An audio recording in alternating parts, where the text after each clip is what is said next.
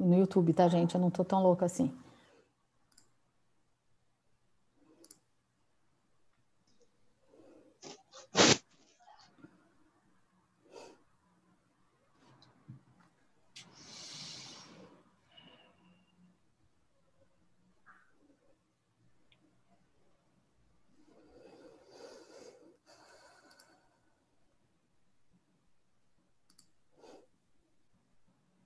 Foi. Boa noite a todas, boa noite a todos, boa noite a todes. Bem-vindos a mais um webinário do IBPC, do Instituto Brasileiro de Práticas Colaborativas. Estamos na nossa segunda temporada, recebendo os convidados. Esse é o 7º episódio da série. Se você quiser rever algum convidado do IBPC, como a Débora Barros, que falou com a gente sobre o seu negócio no Instagram. Ah, meu Deus do céu, espera aí que a pessoa está muito louca comandando aqui o YouTube.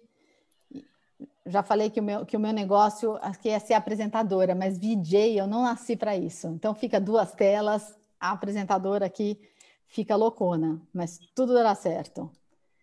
Vamos lá.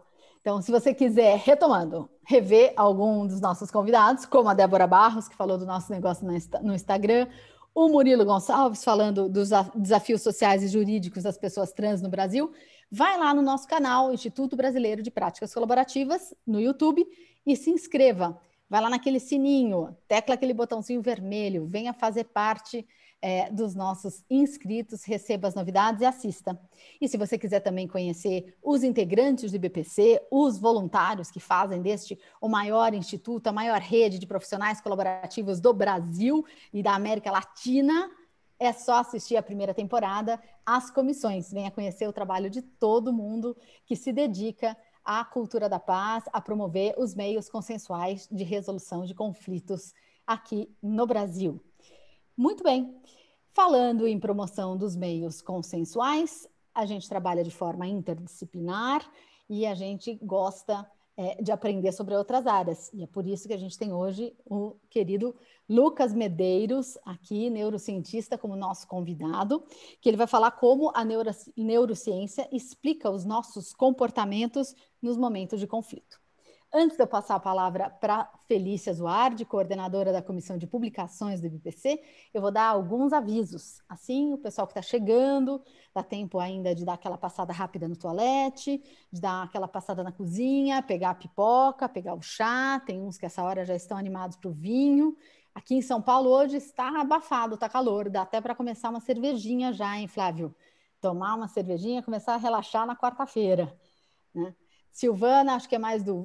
Temos as 2 Silvanas aqui com a gente, Zenilda, lá de Curitiba, também está conosco, Lúcia. Olha, hoje a minha tela aqui, a gente está com todas as nossas profissionais da saúde mental. Estou muito feliz com a minha tela de profissionais da saúde mental aqui, muito bacana ver essa mulherada parceira querida, né? Aliás, é uma área que realmente temos pouquíssimos homens, aproveitando para fazer esse comentário. Muito bem.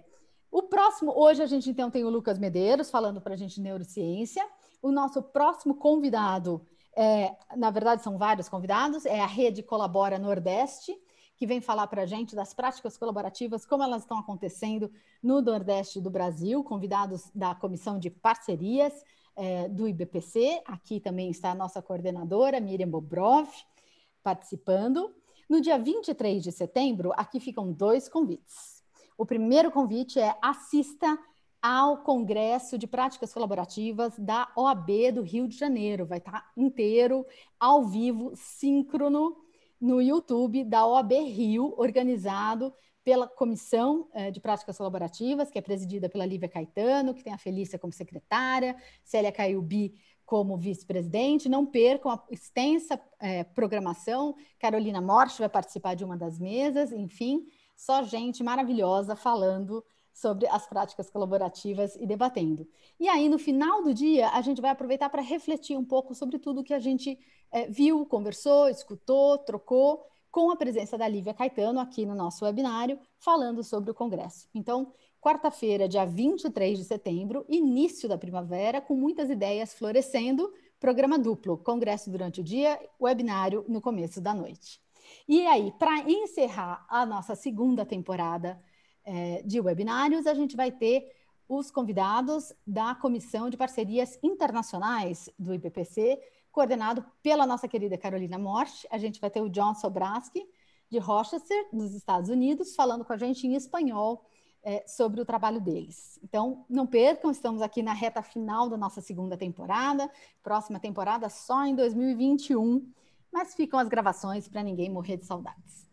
Muito bem, o IBPC é feito por nós e é feito para nós, e nós queremos sempre aumentar a nossa rede e estar presentes em mais lugares, com mais gente, conhecendo novos profissionais, capacitando novos profissionais. E agora a gente está oferecendo também a possibilidade da capacitação online. Devido à pandemia, essa situação de isolamento que nós todos estamos vivendo, o Instituto Internacional, o IACP, autorizou a realização dos treinamentos online para capacitar profissionais colaborativos. E o IBPC, então, se preparou durante esses meses com a sua equipe de docentes, e estamos lançando a primeira agora, começa dia 21 de setembro, dia 22 de setembro, perdão, e já está com as vagas esgotadas. Se você tem interesse em se capacitar ainda esse ano, manda um e-mail para contato@praticascolaborativas.com.br e receba todas as informações em primeira mão. Nós estamos já com as inscrições abertas para a capacitação que vai acontecer no mês de outubro. E já temos 2 capacitações marcadas para novembro e para dezembro também. As vagas são limitadas a 25 pessoas por capacitação, para que a gente garanta a participação e a integração de todos nesse meio online. Então, serão todos muito bem-vindos. Se você está interessado, manda um e-mail para a gente, contato@praticascolaborativas.com.br.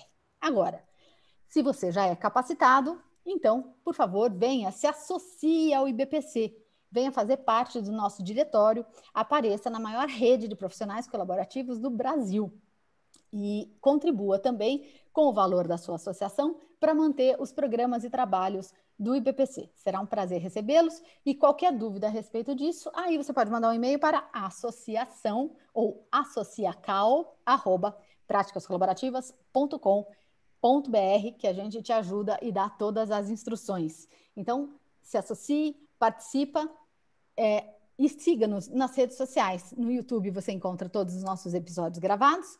No Instagram, @Práticas Colaborativas, estamos lá 24 horas por dia, 7 dias por semana, com informações, divulgando as agendas dos grupos de estudo, que agora acontecem todos online. A gente pode estudar com as colegas do Brasil inteiro, ver como é que estão os estudos, como cada um está seguindo uma linha, como cada grupo tem levado o seu trabalho. E tem sido muito rico aprender e visitar e poder passear por todos esses grupos. Então, venha, se junte a nós. Para participar como convidado de um ou outro grupo de estudos, você ainda não precisa ser nem capacitado, nem associado. Você pode simplesmente fazer uma visita para aprender mais sobre as práticas colaborativas, para ver se você se identifica, e aí sim você pode se engajar, se capacitar e vir trabalhar com a gente, e será um prazer aumentar essa rede que cresce lindamente dia após dia. Muito bem, mais 2 avisos antes do nosso convidado especial. O primeiro é que a nossa campanha SOS Colaborativo, que começou durante a pandemia, para que a gente pudesse levar uma consulta pontual de um profissional da saúde mental, de um profissional do direito ou das finanças, para as pessoas que estavam precisando de ajuda durante a pandemia, ela está chegando ao fim. A gente vai manter esse serviço aberto até dia 30 de setembro. Então, se você, profissional, ainda não participou e quer participar, manda um e-mail para a gente no colaborativocovid19@gmail.com, colaborativocovid19@gmail.com, que a gente coloca o profissional em contato com a pessoa que estiver precisando de uma ajuda, tá bom? Então, até o fim do mês, a gente continua com esta campanha do SOS Colaborativo Covid. Venha e participe. E, por fim, já aproveitando aqui que eu vou passar a palavra para a nossa querida coordenadora Felícia, a Comissão de Publicações recebe permanentemente textos para publicar nos seus escritos colaborativos. Todos os meses, o IBPC envia para os seus associados uma mala direta com um texto de ficção e um texto de não ficção que trate dos métodos consensuais de resolução de conflitos, em especial abordando as práticas colaborativas. E na área de ficção, todo tipo de texto é bem-vindo, sua crônica, seu poema, seu conto, traga para a gente, mande, o nosso conselho editorial vai ler e nós vamos organizando as publicações mensalmente. Você, associado, recebe no seu e-mail, você que ainda não é associado e quer conhecer, pode ler também na página do LinkedIn do Instituto Brasileiro de Práticas Colaborativas. Então, é uma forma também da gente se conhecer, dos grupos escreverem juntos e mandarem, né? Vejo aqui, como eu disse, a minha tela hoje está linda aqui com as minhas queridas profissionais da saúde mental, vários sorrisos maravilhosos aqui. Então, olha, fica a dica, hein, grupo? Aproveitem, sentem, escrevam, sistematizem as ideias. Vou aproveitar para cutucar aqui as minhas coordenadoras do meu grupo de estudos, que é aqui de São Paulo, Mira, Marilda, Eliana, com a contribuição da Lúcia, da Silvana. Cadê? Mandem os textos de vocês, mandem as reflexões de vocês. Vamos publicar nos escritos colaborativos. Os escritos podem ser mandados também para o contato@praticascolaborativas.com.br. Muito bem. Avisos dados, datas passadas, contatos informados, site está no ar, nós estamos no ar, Lucas aqui aguardando para falar. Vamos passar a palavra para a nossa querida Felícia Zuardi, que vai ser a anfitriã do nosso convidado, Lucas Medeiros. Muito obrigada, Lucas, pela presença e muito obrigada, estamos aqui ansiosos para te escutar novamente. Felícia, é com você. Obrigada, Marília.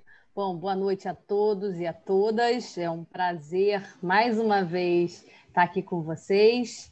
E eu tenho a honra e o privilégio de conhecer de perto o Lucas Medeiros. Ele é médico, ele é líder no movimento pela medicina, pela qualidade de vida, é PhD em neurociência e é uma pessoa que já vem escutando muito das práticas.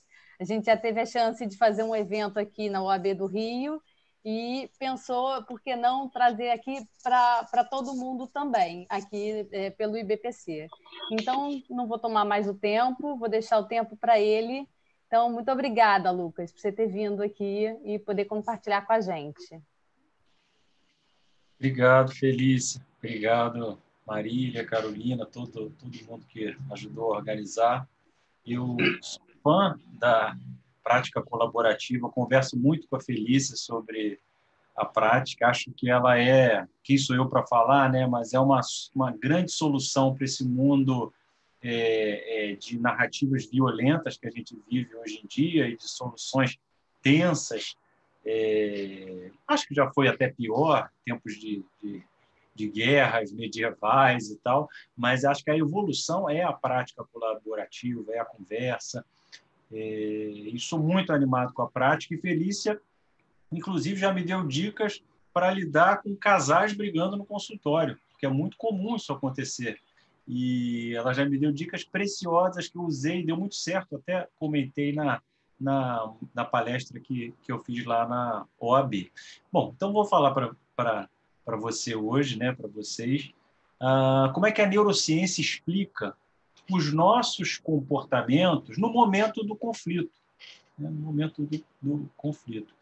E é interessante que saber, isso foi uma coisa que eu descobri até na minha vida pessoal, eu, Lucas, com os meus pacientes e com a minha família, saber como é que o cérebro está funcionando no momento do conflito, ele é um grande aliado para a gente entender melhor as outras pessoas, compaixão, e entender melhor a gente mesmo, autocompaixão.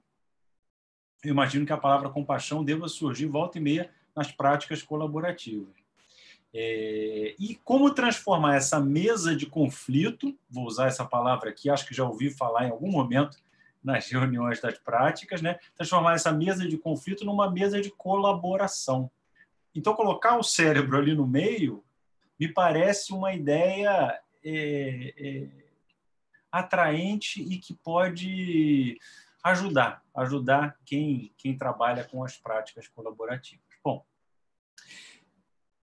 Tempos de quarentena, eu tenho um filho chamado Joaquim, e ele está com 8 anos, e está sendo um grande desafio colocar o bicho para estudar, né, online. Acho que muitos estão vivendo coisas parecidas, com filhos, com pais, com irmãos, né? A dificuldade que a gente está tendo de se adaptar, então é um grande sufoco.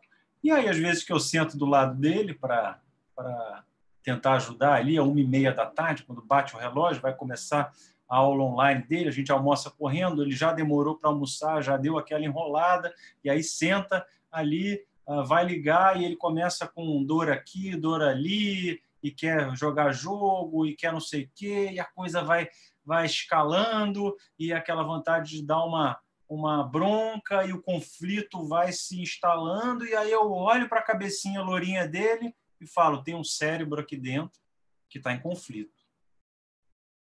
Tem um cérebro que está sofrendo, assim como o meu ali na hora do conflito, está sofrendo o que a gente chama de sequestro amidaliano. Caramba, que palavra é essa, Lucas? Amidaliano vem de amígdala, que não é essa amígdala que a gente tem aqui. Vou falar dela daqui a pouco. É uma amígdala que tem dentro do cérebro, que tem uma estrutura que parece uma amígdala, então a gente chama de amígdala. E ela é um lugar responsável, uma estrutura emocional do nosso cérebro. Tá? Então eu olho para a cabecinha do Joaquim e falo, tem um sequestro amidaliano acontecendo aqui na cabeça dele agora. E é interessante a gente olhar, e quem puder comentar, né, se vocês puderem me ajudar, quando eu olho o cérebro das crianças, é uma boa imagem, como se fosse assim, gente, uma caricatura, né, uma caricatura de como é que a gente lidar com o conflito, mesmo na idade adulta. Na criança é ainda mais difícil, porque o cérebro ainda não amadureceu. Estruturas cerebrais mais desenvolvidas, mais ponderadas, ainda não amadureceram, elas vão amadurecendo com o tempo. E a gente tem esse cérebro em comum. Caramba, a gente tem, todos nós temos um cérebro em comum que, diante do conflito, ele tem quase que um comportamento esperado, meio que condicionado pelos anos da evolução da nossa espécie humana. Diante do conflito, que tem sempre ali na base do conflito um medo, né? Medo de perder a integridade física, a integridade emocional, a integridade social. Então, ali, a basezinha tem um medo, né? Então, nesse momento, o cérebro ele toma aquele funcionamento quase que padrão, graças à evolução que a gente teve para chegar até aqui. Lucas, isso é um problema? Pega o cérebro, abre a cabeça, joga o cérebro fora? Não. Quem não desenvolveu um cérebro com essas estruturas que farejam o medo, não deixou descendentes. Lá atrás. Então, essa é uma estrutura cerebral, se vocês estão me entendendo, que veio evoluindo. E por isso que ela fica tão acesa nos momentos de conflito. Quando, então, se vocês tiverem essa sensação, de vez em quando na mesa de conflito ali, estou tomando a liberdade para usar essa expressão, alguma vez vocês já olharam e falaram, caramba, essa pessoa está se comportando parecido com o Joaquim, ou parecido com uma criança, né? Extremamente emocional e trocando os pés pelas mãos, você vê, caramba, vai tomar decisões aqui que vão enrolar mais a vida dela e vão causar ainda mais sofrimento. Então, vamos olhar esse cérebro por esse foco. Daniel Goleman. Daniel Goleman é um psicólogo que foi cronista, escrevia no New York Times durante muitos anos, se formou em Harvard e escreveu um livro chamado Inteligência Emocional. O sonho dele, ele diz, escreveu esse livro em 1995, Marília. Eu já vi pelo sorriso que você já conhece bem.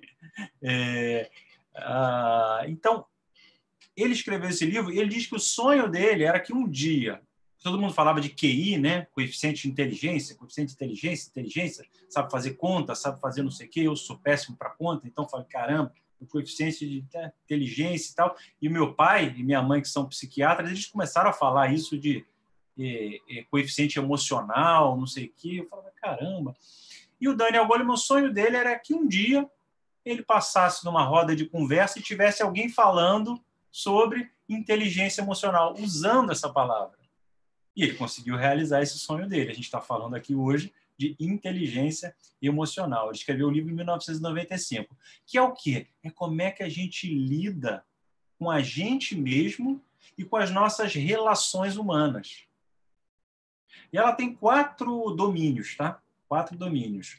Um domínio é a autoconsciência, ou seja, o quanto que a gente está consciente na hora que a gente está tendo a emoção, ali na hora do conflito, né?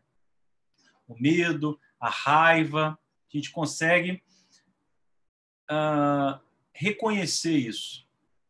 A outra é o autogerenciamento. Como é que a gente gerencia esse sentimento, essa emoção? O que a gente faz com isso? Se a gente engancha nisso, a gente engancha nessa emoção, ela engancha na gente, assim como se fosse um anzol, e leva as nossas ações para ações que não estão em harmonia com quem a gente quer ser como pessoa. A gente enganchado, a gente vai nessa direção. Então, como é que a gente gerencia isso? É a número 2. A número 3 é a empatia, que é o quê? É reconhecer essa emoção no outro. Ter essa habilidade de reconhecer o que está se passando ali naquele coração ali na frente. Seja pela linguagem verbal, ou seja pela linguagem gestual, as expressões faciais, né? A gente reconhecer isso, né? Ter empatia. E o 4 é juntar isso tudo e ter uma habilidade social para lidar com isso. Com as nossas emoções, com a emoção do outro e saber lidar com isso de uma forma saudável. Agora, olha que interessante, a parte do cérebro que sustenta a inteligência emocional, ela é a última a amadurecer anatomicamente. Então, o Joaquim, estou falando aqui só do Joaquim, a minha filha Ana Júlia é a mesma coisa, um pouquinho mais velha, já um pouquinho mais amadurecida. Essa estrutura, ela fica aqui atrás da testa, chama-se córtex pré-frontal. Um nome, poderia ser qualquer outro nome, mas é frontal porque está aqui na fronte atrás, córtex pré-frontal. Ele demora mais para amadurecer. E olha, a gente passa a vida toda nesse processo de amadurecimento. Eu, durante a pandemia, confesso para vocês que sou médico, né? Hoje trabalho com medicina do estilo de vida, que é ajudar as pessoas que estão cansadas fisicamente, mentalmente, por conta de um estilo de vida que puxa para baixo, né? A conseguirem tornar real as mudanças que elas desejam na vida delas, né? Esse é o meu trabalho hoje em dia. Mas eu senti muito a pandemia e me causou medo, me causou angústia. Eu estou morando em São Conrado, eu olhava a Rocinha aqui e falava, meu Deus, o que vai acontecer com as pessoas, né? Isso me fez mal. Eu não sou aqui um Buda no alto da montanha, um Daniel Goleman, até porque ele também não fala isso, né? De inteligência emocional que não sente emoção, não sofre, não paralisa. Não, a gente paralisa. Agora, saber disso e estar nesse processo de desenvolvimento, ainda mais juntos, né? Juntos, que é o que a prática colaborativa propõe, que é o que a medicina do estilo de vida propõe, juntos, de mãos dadas, a gente consegue ir melhor, caminhar melhor. Mas, bom, o Daniel Goleman mostrou para a gente que essas estruturas elas demoram mais para amadurecer e há uma neuroplasticidade, é um nome bastante usado, né? Que quer dizer que o cérebro, neuroplasticidade, o cérebro ele se remolda de acordo com as nossas experiências. Então, caramba, ter uma escola que ensine a inteligência emocional, ter um médico de estilo de vida que ajude a gente a desenvolver a nossa inteligência emocional, ter um advogado, um profissional de práticas colaborativas que ajude a gente a desenvolver a inteligência emocional durante um processo de conflito, cara, isso é uma bênção. É a minha visão. E que a gente busque, né, escolhas ali, durante ali a colaboração, né, escolhas reais, como a realidade se apresenta, né, possíveis, possíveis, não imaginárias, de vingança, de destruição, né? E que levem a pessoa para uma vida mais viva, um coração mais vivo. É o que a prática colaborativa deseja, é o que a medicina do estilo de vida, a meu ver, deseja, e é o que a gente deveria desejar para todos nós. Então, olha o trauma ali da criança na hora do conflito, e a partir daí, dessa experiência traumática de conflito, a gente pode perceber que as escolhas e as decisões elas são mais tumultuadas. Com o Joaquim, se eu partir para cima dele, seja com violência física, que era mais comum, né? Eu não faço isso, mas era mais comum a minha mãe, né, jogava chinelo em mim, né, era uma coisa mais natural, ou da violência verbal, né, do litígio, vou pegar emprestado essa palavra aqui, do litígio ali, da briga, né, aquilo ali escala para mais e mais violência e mais sentimentos de sofrimento, de conflito e de sequestro amidaliano. Lembra que eu falei agora há pouco do sequestro amidaliano.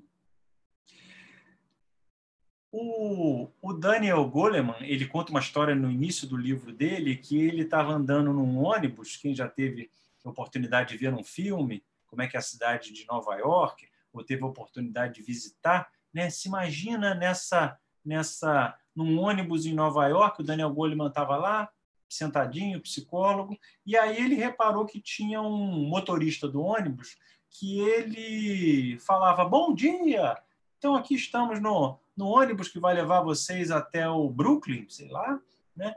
E a gente pode ver aqui passando o Museu de História Natural, que é um museu que foi criado em 1800 e não sei quanto, e não sei o que lá.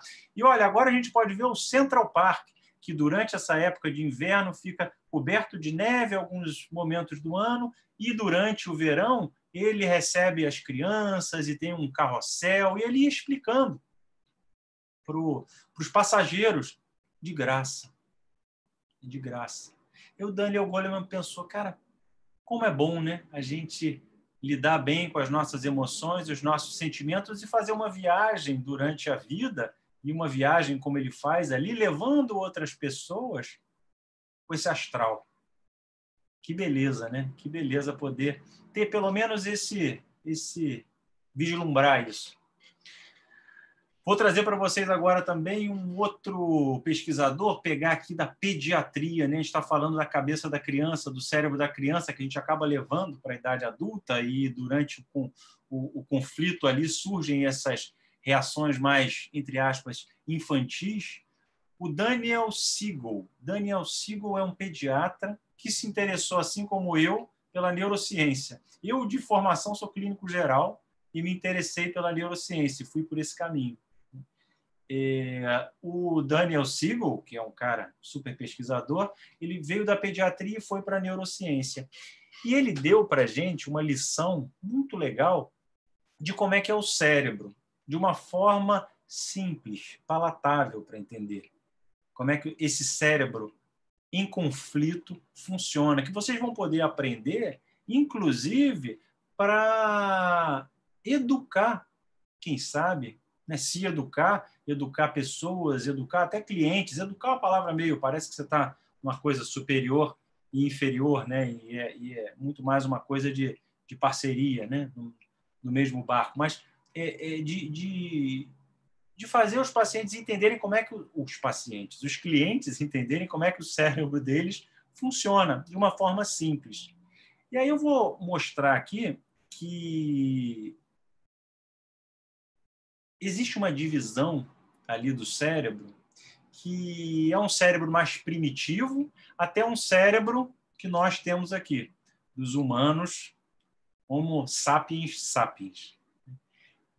E aí eu vou mostrar uma imagem aqui desse cérebro, vou compartilhar essa tela para mostrar esse cérebro aqui.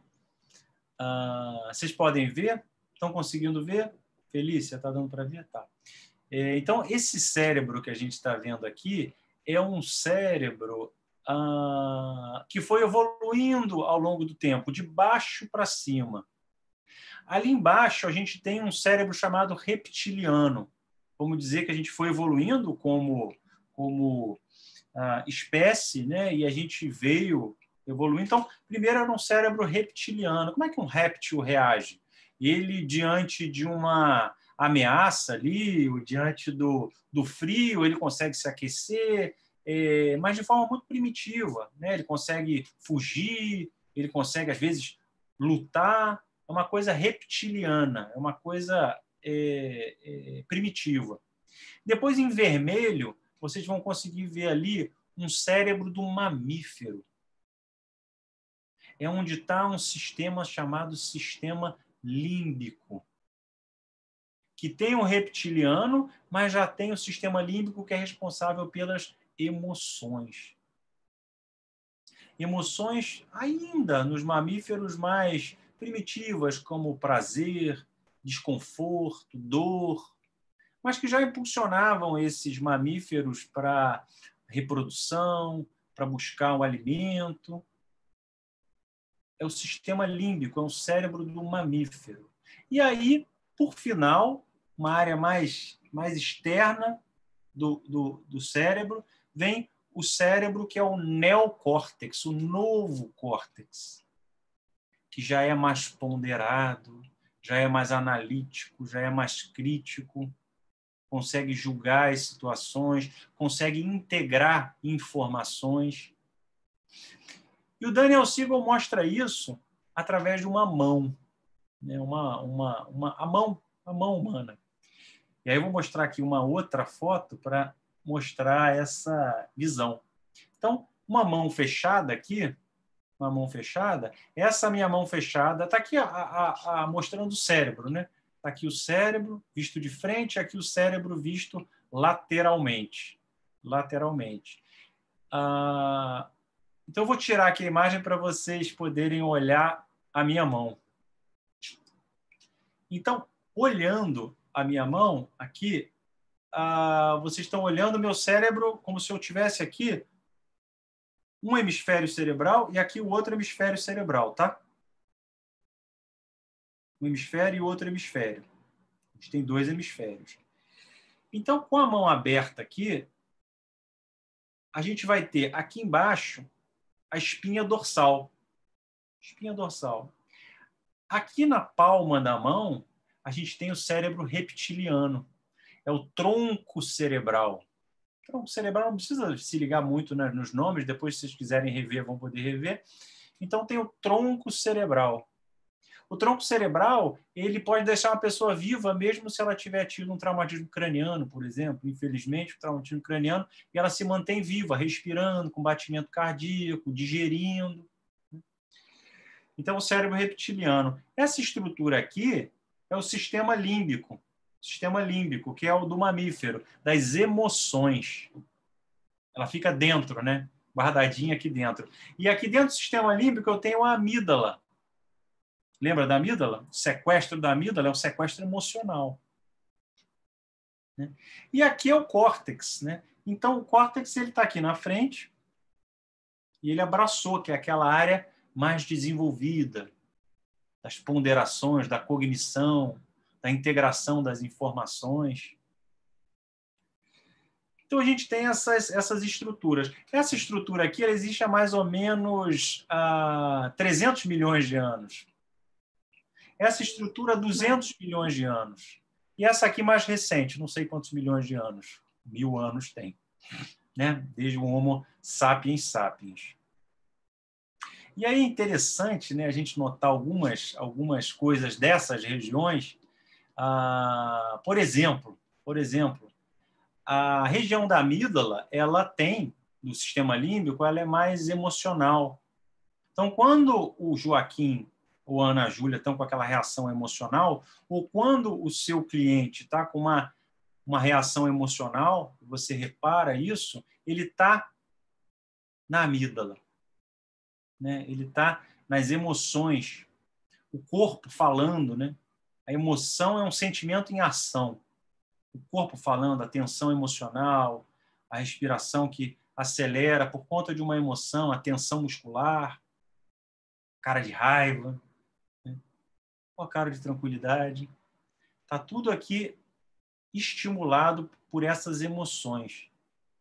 As memórias também são guardadas aqui no hipocampo, nessa região do sistema límbico. Então, a gente tem, às vezes, memórias muito ligadas às emoções, né? Memórias emocionais, elas caminham juntas, né?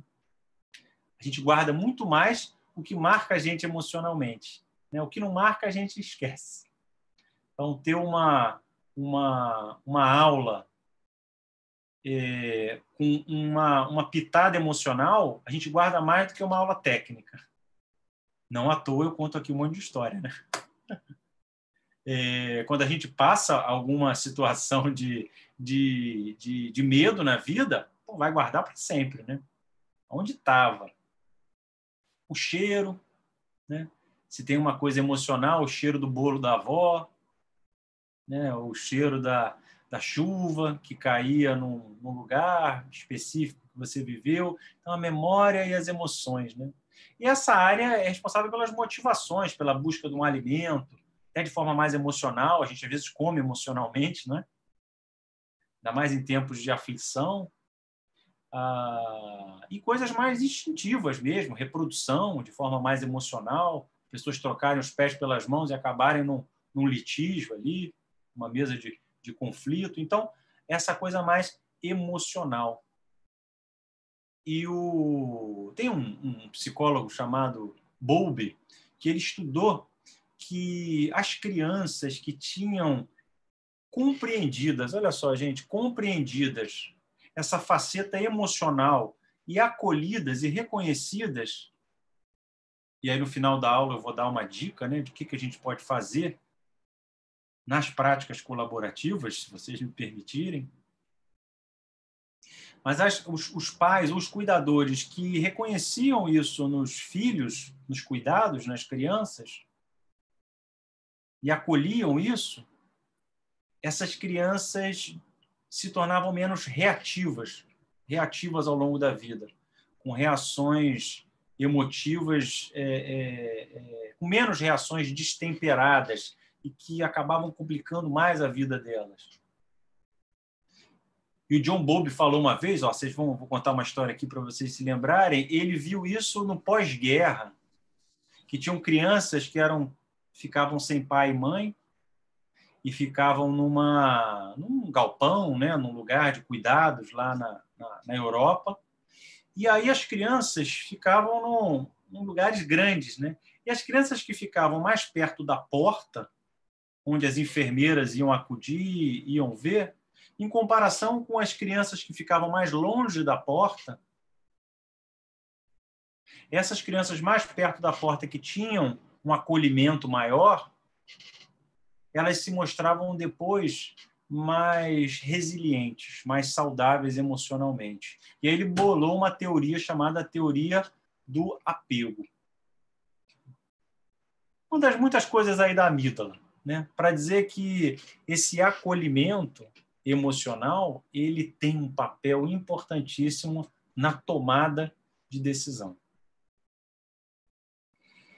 O córtex cerebral, esse aqui que eu falei, que abraça, né, ele é responsável pela consciência, pela análise, pela cognição, pela linguagem, por ponderar, por tomar decisões informadas, tanto das emoções, quanto das memórias, quanto de outros fatores que ele vai associando, planejar, executar. E o barato é que essas ações no mundo elas sejam pautadas por valores que cada um tem. Diferentes, né? Acho que cada um tem. Por exemplo, eu tenho caminhado aqui, corri, tentado fazer minha atividade física aqui na praia de São Conrado, e aí, no meio dessa pandemia, né, Felícia, eu fico assim, a gente com os nossos medos, nossas preocupações, eu olho o pessoal de asa delta, né? E aí eu olho aquele ferro na asa delta de alumínio, aí eu passo ali correndo e olho, troço com um preguinho ali, um parafuso segurando, né? Aí eu olho e falo, caramba, essa pessoa tem um valor de aventura que para ele é muito importante, né? Que para mim é nada importante. mas cada um tem os seus. Então, vocês vão estar com os seus clientes ali na prática colaborativa, tem um que vai ter o valor da aventura, que deve ser reconhecido. O outro tem o valor da compaixão, que deve ser reconhecido. O outro da organização. Né? Então, é interessante notar isso. Então, essas ações aqui do córtex pré-frontal que sejam guiadas por esses valores. E quanto mais a pessoa souber integrar isso aqui tudo, mais bem-estar emocional as pessoas tendem a ter. Lucas, de novo, você está falando aí, você é o Buda no alto da montanha? Não, eu estou no caminho, né? Buscando, me desenvolvendo e ajudando as pessoas a se desenvolverem nesse caminho também.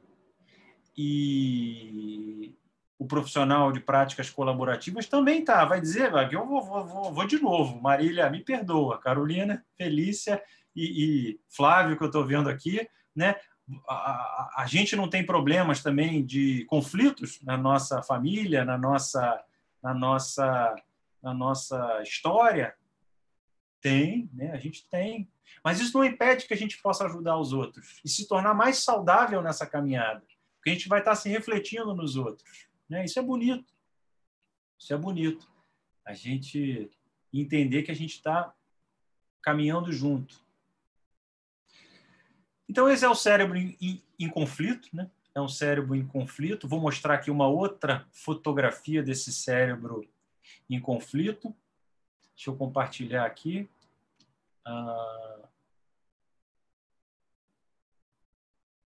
Eu mostrei para vocês, né? O cérebro aí do... Então, esse aqui, agora eu vou deixar essa imagem aqui, por querer. Então, aqui está o cérebro. Ó, vocês já estão craques em neurociência, está o córtex ali em cima. Aqui a gente tem em azul, o sistema límbico.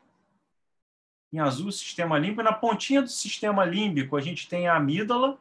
Então, hipocampo, memória. A amígdala é um centro de emergência, né? E ameaça, o alarme que a gente tem. A gente tem o tálamo, é uma estrutura nova aqui que eu coloquei para vocês, mas pode deixar que é a última. Tá? Então, tálamo, sistema límbico e o córtex aqui em cima. Maravilha. Então, o que acontece no cérebro em conflito? Vem uma ameaça, real ou imaginária. Alguém pode me sugerir uma ameaça? Uma situação aí das práticas colaborativas, de uma situação, eu sei que tem áreas das práticas colaborativas, né? Mas que coloca... Divórcio é o caso típico, né? Pronto, divórcio, né? E aí, o que pinta lá dentro da pessoa? Né? Num divórcio, qual é o sentimento? É um sentimento de desamparo, é um sentimento de medo do que vai vir, é um sentimento de vergonha social, infelizmente. Acho que cada vez menos, acho que em outras décadas atrás era mais.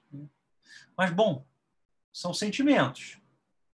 Então, nesse momento, essa emoção, quando surge ali a ameaça real, né? Vai sair de casa, ou vou te botar na justiça, vai dar aquelas confusões. Nesse momento, a amígdala entra em ação. Mas antes dela entrar em ação, o tálamo, ele é o que a gente chama de analista de dados, ou seja, ele pega os dados, ele recebe de fora através dos 5 sentidos, pode ser a mulher com um rolo de macarrão, olhou através da visão, pode ser chegar uma carta do advogado, né, e ler e dizer lá que vai ter um litígio, pode ser um telefonema, pode ser ver alguma coisa no WhatsApp. Então, chega pelos sentidos, aquilo ali analisa, o tálamo pega aqueles dados, e aí ele tem dois caminhos, olha só, 2 caminhos. Uma via, que é uma via lenta, que leva essa informação para onde? Para o córtex, para aquela área mais ponderada, é uma via lenta, e tem uma via rápida, Uma via rápida. O tálamo joga para quem? Para a amígdala, que é um centro de alarme. A única coisa que a amígdala sabe fazer, sabe o que é nessas horas? Perigo, perigo, perigo, perigo, perigo. Então, ela joga o cérebro em perigo, perigo, perigo, perigo. O que o cérebro faz quando está em perigo? Ele luta ou foge. E quem faz isso? É o sistema nervoso simpático, que vai para o corpo inteiro. Tensão física, tensão emocional, vontade de correr, vontade de dar um soco, vontade de não conseguir fazer nada, paralisar, né? É uma reação física que a amígdala joga para o corpo. É uma via rápida. É a mais comum, né? É a via mais rápida. Então, diante do conflito, do estresse crônico, esse tálamo, ele olha qualquer coisa e ele reconhece como perigo. Então, se o marido, né, ou a esposa, se a esposa falou X, o tálamo já vai entender Y e que aquilo ali é um perigo que vai querer vai querer tirar o carro, vai querer tirar os filhos, vai querer... O tálamo, ele joga a informação como se fosse uma ameaça, sempre uma ameaça a pior possível. E a amígdala recebe isso, perigo, perigo, perigo, tensão emocional, sequestro da amígdala. Para onde vai o córtex? O córtex para de funcionar. A gente vê isso nos estudos de ressonância magnética funcional. A amígdala fica hiperativa e o córtex pré-frontal ele fica hipoativo. As decisões não vão ser ponderadas, não vão estar em contato com os valores e vão ser ações que vão estar enganchadas nessas emoções que muitas vezes levam a gente para caminhos confusos. Vingança, raiva, agressividade, verbal, física. Esse é o cérebro em conflito. Esse é o cérebro em conflito. E aí eu trago para vocês uma informação que o trauma, que é quando esse circuito da tálamo, amígdala, sistema nervoso simpático, ele fica se retroalimentando e a gente perde a capacidade mais ponderada. Não que essas emoções vão desaparecer, tá? Mas que a gente, com essas emoções, consiga tomar ações. É claro que num turbilhão emocional a gente não é hora de tomar ação. Ali, diante da Ana Júlia e do Joaquim, diante de um turbilhão emocional, o que eu devo fazer? Sair martelando ideias racionais ali para eles e fazer isso, fazer aquilo, fazer aquilo, fazer... Eles estão no turbilhão. Uma coisa não vai sair. Não vai sair bem. Nesse momento dos traumas, estou falando de novo, nem sempre a gente consegue. Dá mais trabalho. O que dá mais trabalho? As práticas colaborativas ou o litígio, né? O mais trabalhoso, eu imagino que seja as práticas colaborativas. Envolve mais energia, né? Tudo bem, o litígio também, mas o litígio é na pancada. E olha, o litígio, ele deixa traumas que vão chegar no meu consultório. Com dores físicas e dores emocionais. Seja qual o litígio for. É o transtorno do estresse pós-traumático, que pode se configurar num transtorno de estresse, mas pode se configurar de outras formas na vida da pessoa. Então, é muito melhor a solução não violenta para as nossas vidas. Acho que o mundo já começou a entender isso.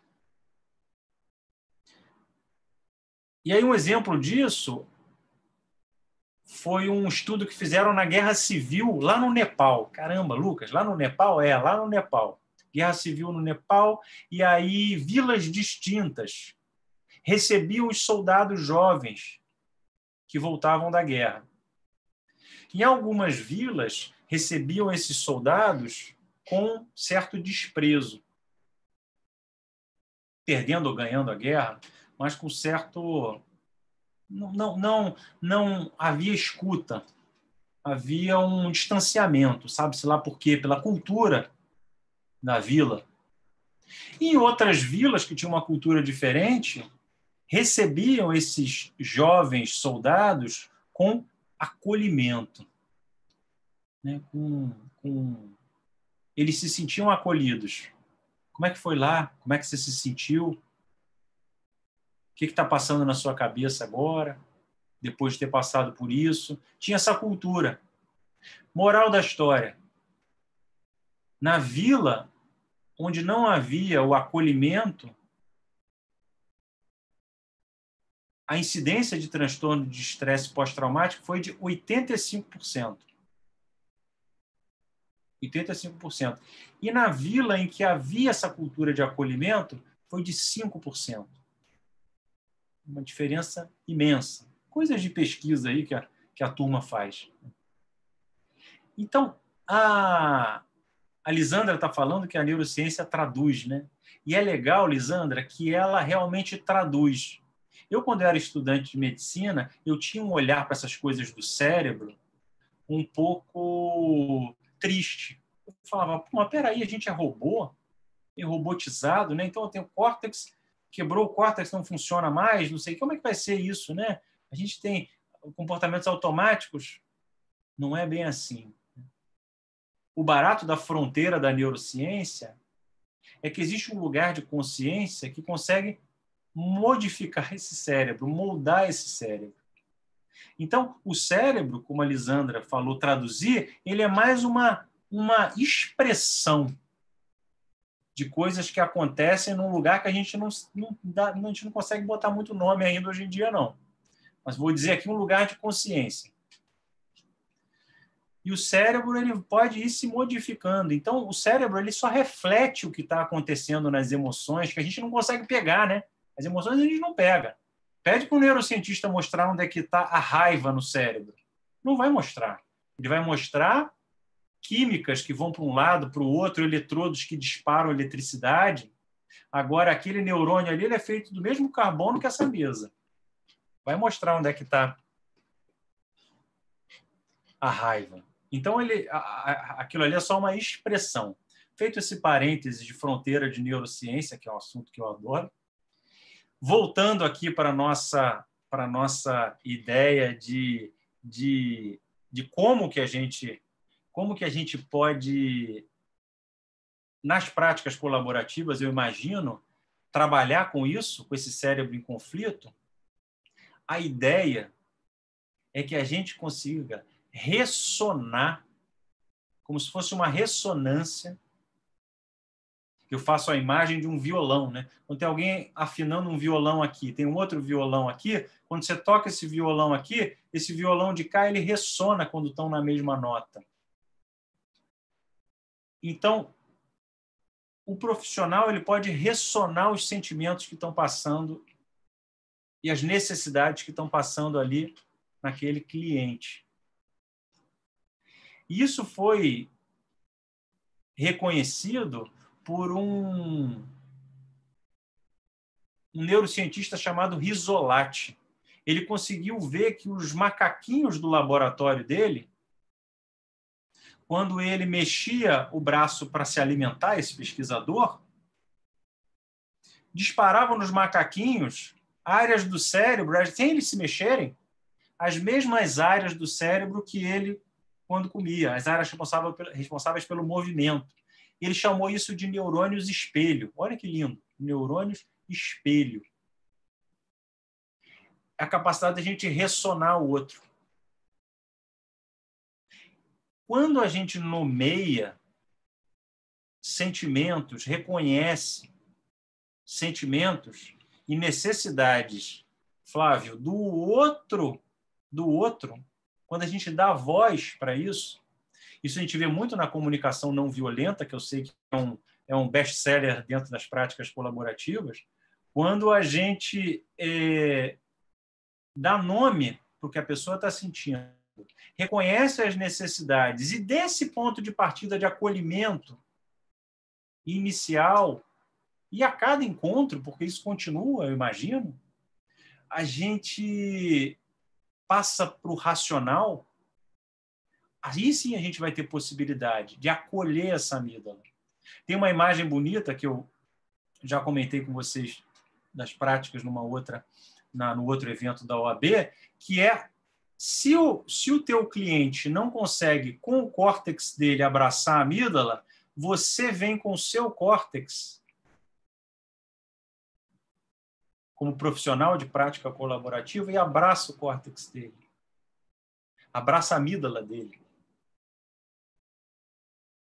Ou lá, estudando com os meus filhos, abraço a amígdala dele. Se a gente puder abraçar mais as amígdalas uns dos outros, acho que a vida pode realmente fluir melhor. Reconhecer e dar voz para sentimentos e necessidades. Ter um vocabulário para entender isso. Você está angustiada com a possibilidade de não ver seus filhos, né, num divórcio, de não ver seus filhos todos os dias da semana.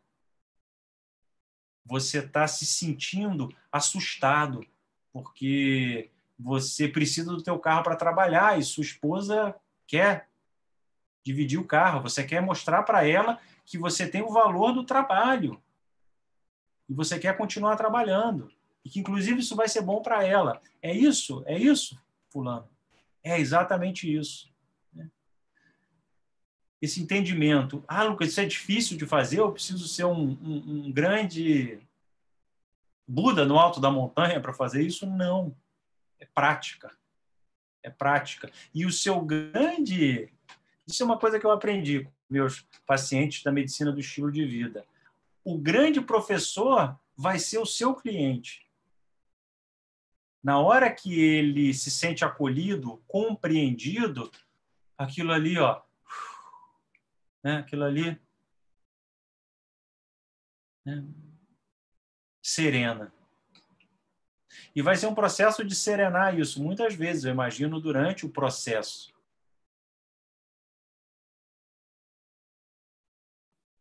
Quando a gente toma as nossas decisões mais com córtex pré-frontal e menos emocional, ah, Lucas, as emoções não são boas? Não, elas são ótimas, vamos enganchar em alegria, entusiasmo, né? Elas são boas também.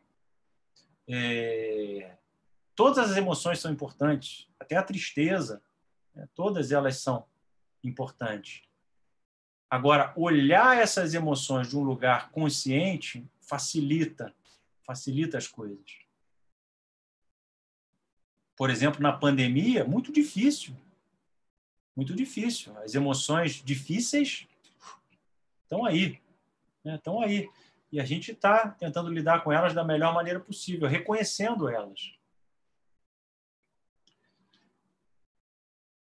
Voltando, então, ao início da aula, durante ali o lidar com o Joaquim ou Ana Júlia, diante da tempestade emocional que estava sendo feita, a violência funciona? Pode até funcionar. A vingança, a linguagem violenta, né? O castigo, né? Não o castigo, não estou entrando na questão educacional do castigo, mas uma coisa que machuque, né? Funciona? Pode até funcionar, mas gera feridas, gera ciclos de dor, de vingança, de confusão, de litígio, de mais trauma. Então, entender a inteligência emocional, reconhecer as emoções em mim e no outro, ter empatia e ter habilidade social, saber como o cérebro funciona em conflito. ali na hora da mesa de colaboração, pode transformar essa mesa de conflito numa mesa de colaboração. E os frutos que vão sair daí, na minha visão, são frutos mais bonitos, mais saudáveis e mais duradouros, que podem criar pessoas melhores e, pelo menos, que a gente vá caminhando na direção de um mundo melhor. Obrigado, gente.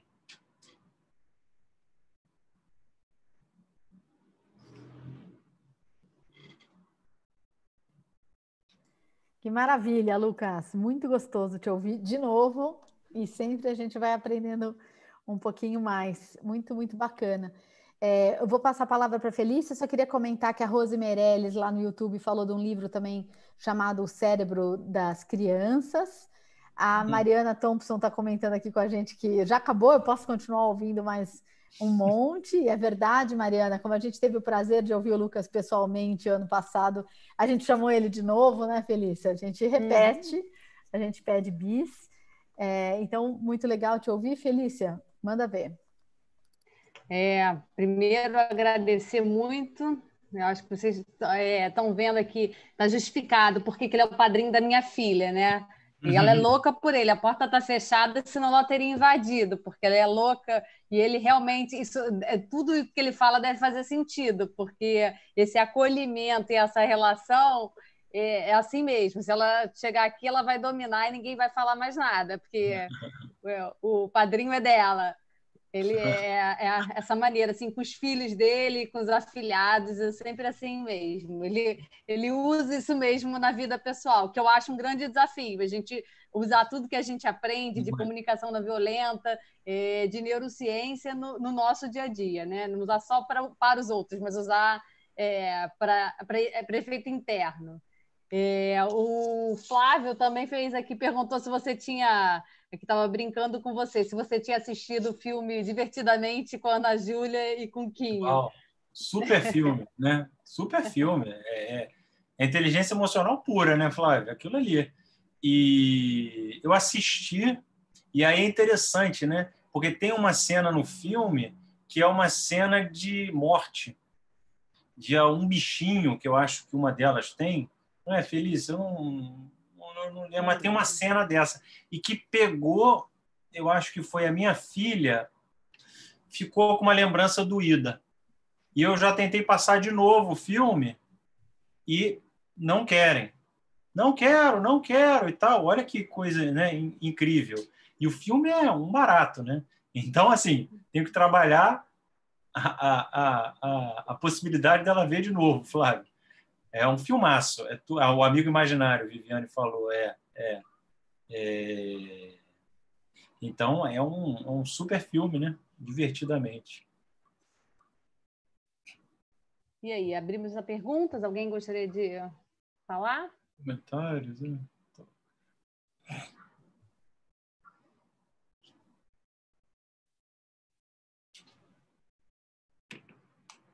Nossa, o povo está muito tímido hoje. As profissionais da saúde mental aqui em peso, um monte de elogios no bate-papo, mas o povo está aqui tímido essa noite. Que coisa, Lucas. A Silvana Capanari quer falar. Depois a Marilda. Silvana. Então, Andréia também. Adorei, Lucas. Eu acho que, às vezes, eu já tantas vezes estudei e poucas vezes eu entendi tão bem quanto hoje. Então, te agradeço, porque até me achei mais inteligente. Quer dizer, funcionou as minhas últimas camadas do córtex, até para refletir também.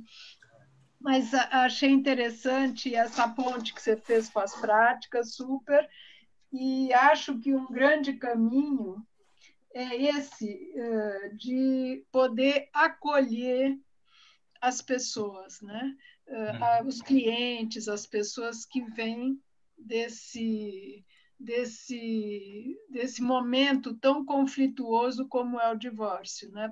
Por exemplo, né? Eu trabalho com muitas coisas, sou terapeuta, sou psicóloga, mediadora, enfim. Mas acho que, de um modo geral, não só as pessoas, os clientes, a gente poder acolher, mas também a gente, como equipe, poder se acolher, né? Porque é um impacto para nós também, né?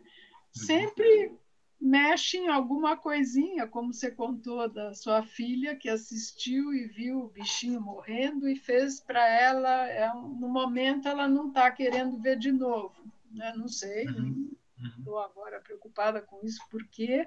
Mas ela sabe que aquilo mexeu, ela não quer, né?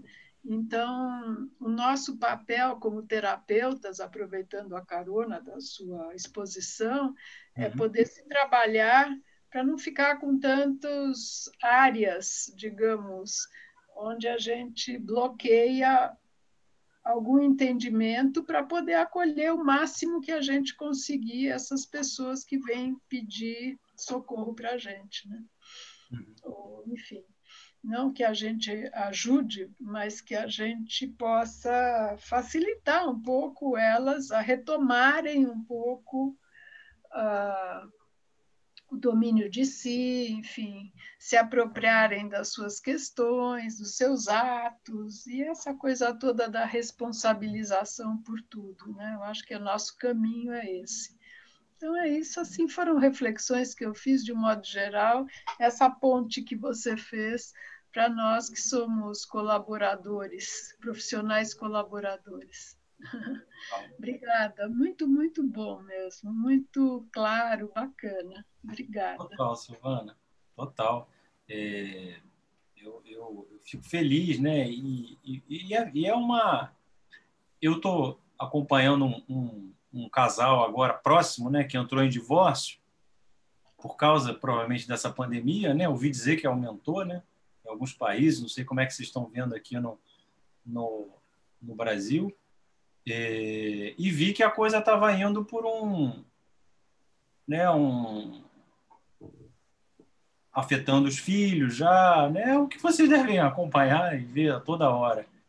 E aí ficou aqui para mim, nossa, como precisam os dois de um acolhimento, né?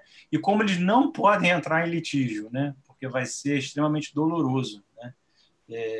Era o que ficava, né? Eu assim, cara, né? Tal, é tão bom saber que existe esse caminho agora, porque assim,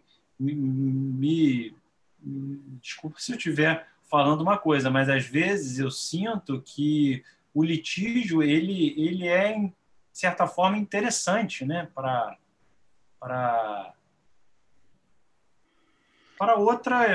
aquela coisa, a advocatícia tradicional, não é? É assim, porque fica uma briga de um lado e de outro, né? Aquela coisa fica aumentando, não sei, né? Então eu fico assim, eu olho a prática colaborativa e vejo, caramba, que coisa boa, sabe? Duas coisas. Uma, que as pessoas ficam grudadas quando elas brigam de uma maneira que não é funcional, né? Elas continuam casadas na briga, né? E não conseguem cuidar da própria vida. Isso metaforicamente, né? Não conseguem se apropriar de novo da própria vida e seguir em frente, enfim, não se destruir. Mas uma coisa só última que eu queria falar é que eu me lembrei que esse estresse em excesso também tem uma questão física muito importante, né? A questão da adrenalina e do cortisol, né? Isso que é produto da amígdala quando está funcionando para se defender. Enfim, isso tudo é uma aula que eu também tive nessa pandemia, teórica, graças a Deus, mas para não entrar em estresse, em excesso de adrenalina e cortisol, que eu já tive antes na minha vida. Então, para dizer, as consequências físicas de uma briga são deletérias para o corpo físico, né? Isso que eu queria dizer. Então, precisamos realmente aprender mais sobre isso que vocês ensinam, para as pessoas saberem o quanto que elas se machucam no sentido da qualidade de vida. Eu esqueci como chama o que você faz, mas no sentido do físico também, né? Elas estão se adoecendo mais. Isso não é legal. Ponto. Deixo para os outros e muito obrigada. Obrigado. Andréia, você queria falar também? Depois da Andréia, a gente tem o Flávio. Que E tinha aí a alguém na gente minha ouve frente? Agora é Marilda, André e Flávio. Marilda, André e Flávio, isso. Eu só peço desculpas, estou um pouquinho apreensiva com o horário. Vamos ver se a gente consegue em 10 minutos todo mundo falar e o Lucas comentar. Bem, Lucas, a primeira coisa que eu tenho a dizer, que eu agradeço, a primeira coisa que eu fiz, eu passei um WhatsApp para o meu filho para te ouvir.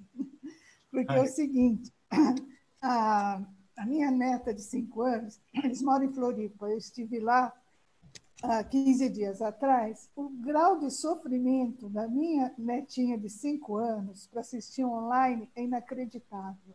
Ela se põe a chorar e ela grita que a professora é mentirosa. A professora é mentirosa. E aí, eu vou entender por que mentirosa. Ela está pedindo para você criar, mas eu não crio, mas eu não crio. E ela, assim, corporalmente, ela se nega, né? Aí eu tentei acolhê-la, aí ela vira para o pai e fala assim, ela é sua mãe, é ela que você tem que obedecer. Mas, enfim, essa coisa engraçada da criança que me fez pensar que os professores também estão numa situação difícil, né? Eles mesmos confessam que eles também precisariam estar ouvindo essas coisas, né? Sim, e saber, com assim, certeza. com certeza, eles precisam ser acolhidos para entender essa criança também que está atrás de um vídeo, né? Então, foi essa maior reflexão que você me trouxe, e que aconselhei meu filho a ouvir depois. Ele está lá trabalhando no computador, porque aí ele quis exercer a função paterna que ele acha que ele tem que exigir, porque se eu não contasse para a mãe, que são pais separados, a mãe ia afrouxar com a criança. Mas eu acho assim, bem importante mesmo essas informações, né? Que sensibilizem as pessoas e saiam de um lugar tão cristalizado. Muito obrigada. Total, Marilda. Obrigado pelo comentário. E super essa dos professores estarem conscientes disso, né? De que eles também estão sofrendo, né? Também estão... A professora do Joaquim, eu vejo que ela não era familiarizada com Zoom, essas coisas, né? Então tá difícil para ela também. Diante do conflito, é engraçado, né? Quando a gente aprende conflito, diante do conflito é guerra. E ao contrário, né? Diante do conflito é acolhimento. É acolhimento. Aí que as coisas caminham. O difícil e a missão é a gente conseguir.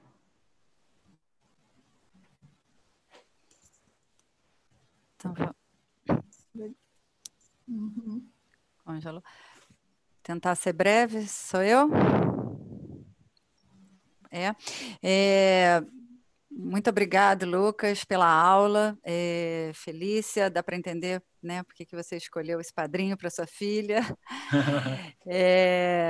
Foi muito bom.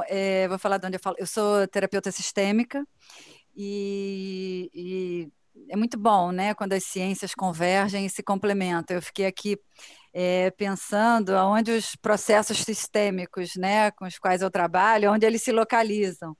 Né? Então, fiquei imaginando assim, eu trabalho sempre muito, eu trabalho com casais em divórcio, não, infelizmente nem todos colaborativos, muitos no litígio, e eu digo sempre que eu começo consigo andar com os clientes, né, eu caminhar, quando eu ajudo eles a detectarem suas feridas emocionais, né? E eu fiquei pensando aqui que acho que no tálamo, o tálamo deve ficar assim, as lentes que ficam olhando que tudo está tentando atacar essa ferida, né? Eu não sei se é isso, não sei. Fiquei aqui e não sei se a amígdala seria essa ferida que arde e aí dá esse... Né, não sei se ela é a ferida, mas acho que é onde arde, aqui diz que está doendo, está doendo, está doendo, né?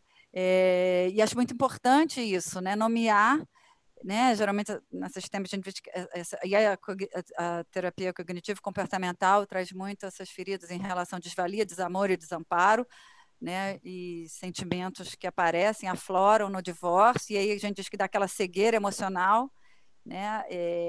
Decisões tomadas com essa ferida doída não são reconhecidas a longo prazo, não é? Então, fiquei aqui só imaginando onde isso tudo acontece, e aí você nomeou isso tudo para mim. Muito obrigada, foi muito bom mesmo. Acho que a gente está com o horário apertado, mas obrigada mais uma vez. Ótimo, Andréia. Total, total. Adorei. Desvalia, desamor e desamparo, né? Isso aparece forte. E a neurociência, a gente tem muita sede por ciência. E é interessante que a gente está vendo que as ciências, não necessariamente elas têm todas as respostas nesse momento. Mas a gente tem uma sede por ciência. E a neurociência, ela ajuda a gente a matar essa sede nesse momento que a gente quer entender o comportamento humano e ajudar as pessoas.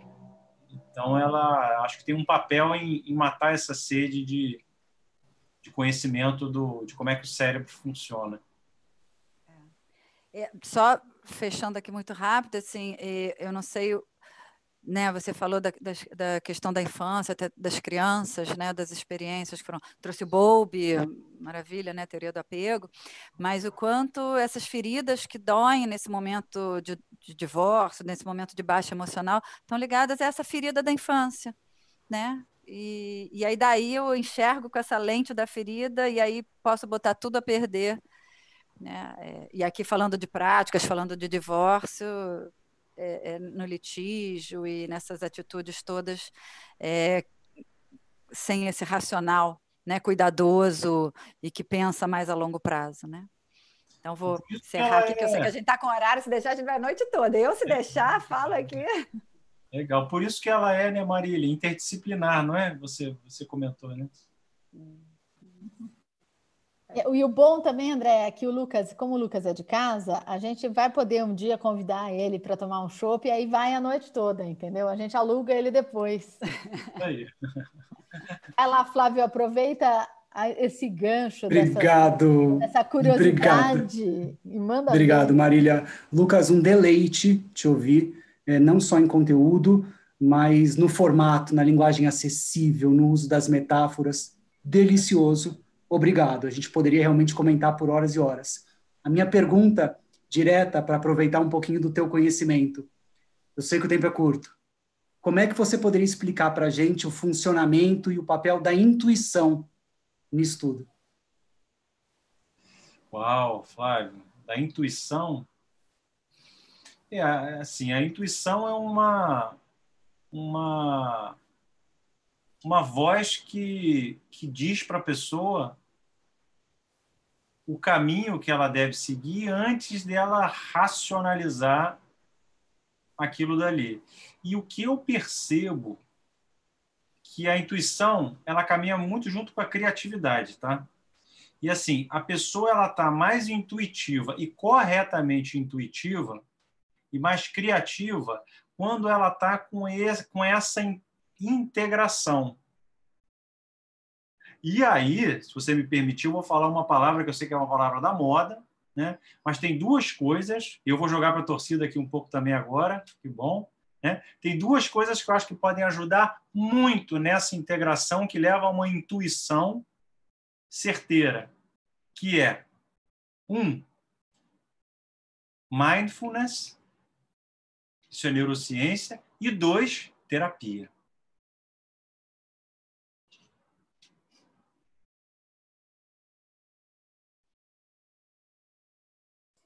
Bom, você falou aqui, eu costumo brincar, né, que quando me perguntam qual é a linha teórica que eu sigo, eu costumo brincar que meu negócio é Freud, né, que eu sou freudiana aqui no meu trabalho. Então, falar de terapia, para mim, isso eu acho que não estou falando necessariamente da psicanálise, da análise, mas eu acho que é precioso, né? Quão precioso para o advogado que trabalha com palavras saber da importância de colocar o que a gente sente em palavras, né? Como isso pode ser acolhedor, né? E aparentemente simples, mas que demanda tanto estudo, demanda tanta atenção da gente para que a gente possa fazer isso na hora H, né? Na hora do nosso trabalho.